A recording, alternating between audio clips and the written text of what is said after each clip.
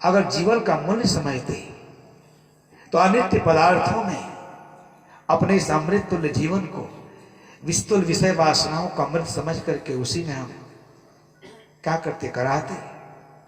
दुख कहां से आता है? सब हमारे अविवेक का परिणाम है।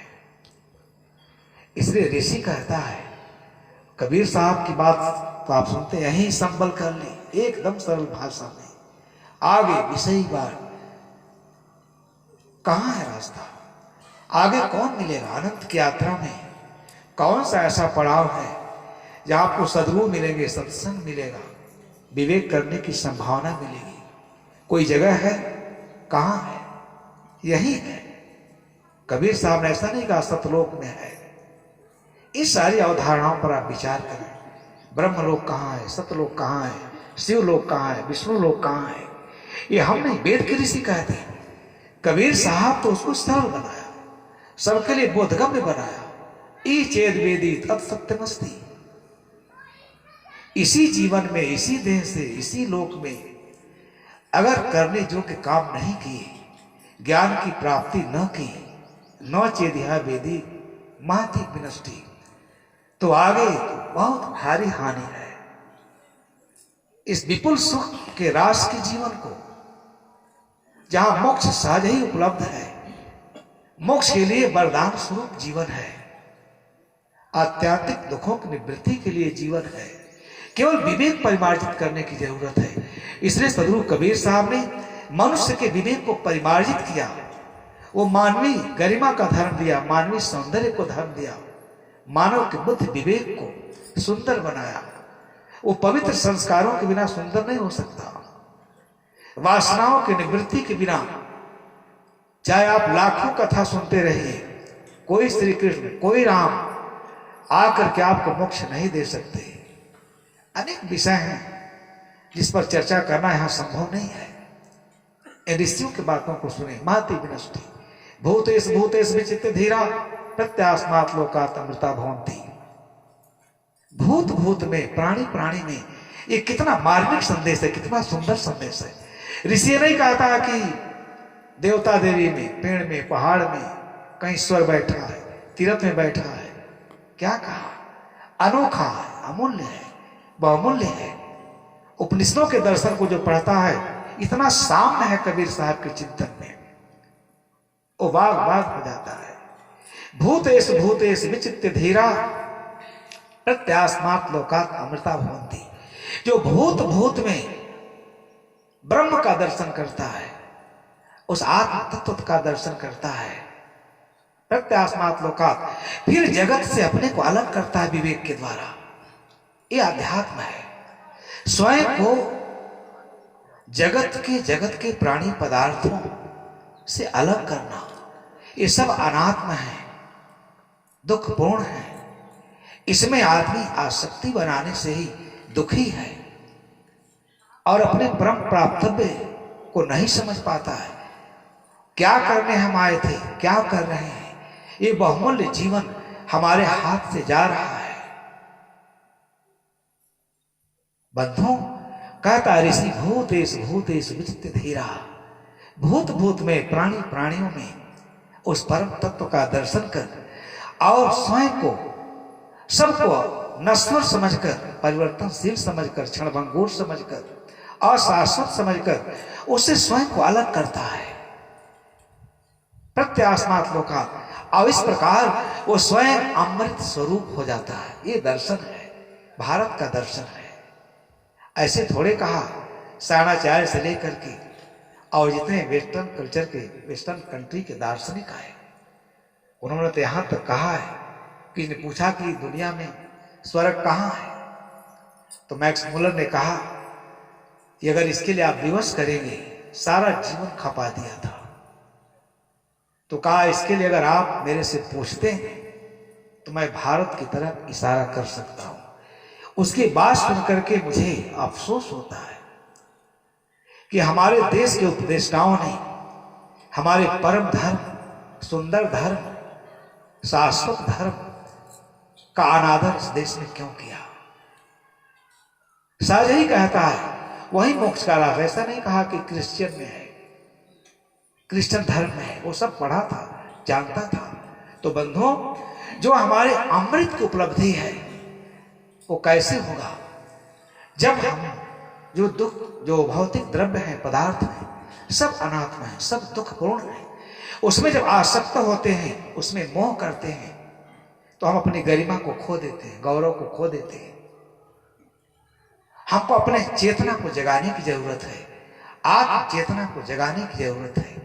और कबीर का सारा संदेश इसीलिए मानुष जन्म पाए के चूके अब की, साफ शब्दों में कहा, जाए परे भव चक्र में सहे घनेरी लाल।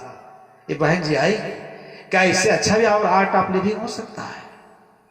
मनुष्य जन्म पाकर के जीना नहीं जाना, वासनाओं की दास्ता में, इंद्रिय विषयों में पढ़ करके अपना बहुमूल्य रत्न तुल्य जीवन से आध्यात्मिक उन्नति नहीं किया, उससे बड़ा महापापी कौन है, अनाचारी कौन है? ये कितना सुंदर संदेश है। सारी मन की मलिनता क्षण मात्र में ही समाप्त हो जाती है। अध्यात्म और सत्संग का मतलब क्या है? अपने अंदर के विकारों को देखना, वो विकार क्यों उत्पन्न होते हैं, दृश्य पदार्थों को देख करके मन में उसके प्रति उसको पाने की लालसा क्यों जागृत होती है? क्योंकि उसके शाश्वत स्वरूप का बोध नहीं है। उसमें कहां सुख है? शरीर में सुख है, किसको सुख मिला है? चाह तो रहे जतन करके जवान रहूं, परंतु चेहरे पर झुर्रियां पड़ जाएंगे, मुरझा जाएगा। चाहने से रहेगा? इसके लिए जिसके लिए मिला है वो काम करो। यह आध्यात्मिक उन्नति के लिए मिला है, अमृत तत्व की उपलब्धि के लिए मिला है। इसलिए साहब कहते हैं, मानुष जन्म पाए के चूके अब की घात, जाए परे भव चक्र में सहे घनेरी। जीवन प्रवाह यहीं तक सीमित और परिमित नहीं है। इस पर संसार के सारे महापुरुषों का, साहबी का पुस्तक है पुनर्जन्म दर्शन। मैं तो यहां आया, मैं साहब जी ने मुझे बुलाया, इसके प्रति मेरे हृदय में बहुत कृतज्ञता का भाव है। बहुत कुछ सुना था, संक्षिप्त मुलाकात हुई थी, परंतु जब इनके लेखों को पढ़ा, थोड़ा मैं पढ़ा हूं, रात में थोड़ा समय मिला, दिए हमको बड़ी श्रद्धा से, तो मुझे लगा कि विद्वत जगत में जाने लायक पुस्तक है। अगर यूनिवर्सिटी में जाए और एकेडमिक जगत के लोग पढ़ें तो देश, समाज, राष्ट्र और धर्म की बहुत बड़ी सेवा होगी, अध्यात्म की बहुत बड़ी सेवा होगी। सबको पढ़ना चाहिए, क्योंकि मैंने अनुभव किया कि लगभग 60 साल का इनका जो श्रम साथ है, उसी का एक परिणाम है ग्रंथ रत्न। ऐसे नहीं है। वो आलोचना के पक्ष तो बहुत सारे होते हैं। दुनिया में रामकृष्ण की आलोचना की गई, कबीर साहब की गई, आलोचना तो होती रहती है, परंतु किसी के सद्गुण को, किसी के श्रम को, किसी के खोज को, किसी के गवेषणा को, जो मनुष्य के बुद्धि के अनुकूल हो, उसके बुद्धि विवेक को जचे, वैज्ञानिक संदर्श के अनुकूल हो, उसे नकारा नहीं जा सकता। तो इसलिए मैं आप लोगों से निवेदन किया कि भारतीय परंपरा में, जो अब विस्तार से नहीं अपनी बात कह पा रहा हूं, मुझे दुख भी है कि जो अध्यात्म, जो उपनिषद का चिंतन है और कबीर साहब का चिंतन है, उसमें बड़ा साम्य है, बड़ी नजदीकी है। वो लोग साफ शब्दों में कहा कि कहीं बाहर नहीं है, कहीं बाहर आने जाने की जरूरत नहीं। खोजना है तो अपने अंतरात्मा की गहराई में उतरिए, अंतर्मुखी होइए। बाहर तो वो खोजते खोजते थक जाएंगे। बुद्ध ने भी इस पर बहुत बोला है। और बहुत न तेन पंडितो होत यावता बहुभाषती खेमी अभेरी अभियो पंडितोत पहुंचती, ये कहा बुद्ध ने। कौन? बहुत पढ़ने से कोई पंडित नहीं होता। बहुत शब्दों का जिसके पास भंडार है, बहुत बढ़िया उसकी प्रस्तुति है, लोगों को मोह लेता है, इससे वो पंडित नहीं है। जो क्षमावान है, अवैरी है, जो भय से रहित हो गया, ये 3 शब्द ऐसे हैं। अवैरी, भारतीय धर्मशास्त्रों ने अभय और मोक्ष का ही संदेश सुनाया। साहब ने कहा, जग में बैरी कोई नहीं, जो मन शीतल हो, या आत्मा को डाल के दया करे सबको। कौन बैरी है, कौन शत्रु है, कौन मित्र है? दोनों बातें झूठी हैं। हम मित्र बनाते वो भी गया, शत्रु बनाते वो भी गया, निंदा किया, स्तुति किया। दोनों निरर्थक चीजें हैं, कोई मतलब नहीं, परंतु उसी में हम जीते हैं, इसलिए आध्यात्मिक उन्नति नहीं कर पाते। कौन है पंडित? जो क्षमावान है, अवैरी है, जिसका कोई बैरी नहीं, शत्रु नहीं, जो भय से रहित हो गया। ये बहुत बड़ी बात है, भय से रहित होना। सारा संसार तो भय से ही कांप रहा है, कहीं शरीर बूढ़ी ना हो जाए, मृत्यु ना आ जाए। सबसे बड़ा डर तो मृत्यु के डर से सारा जगत कांप रहा है। कितनी बड़ी अज्ञानता, जो अवश्य भावी है।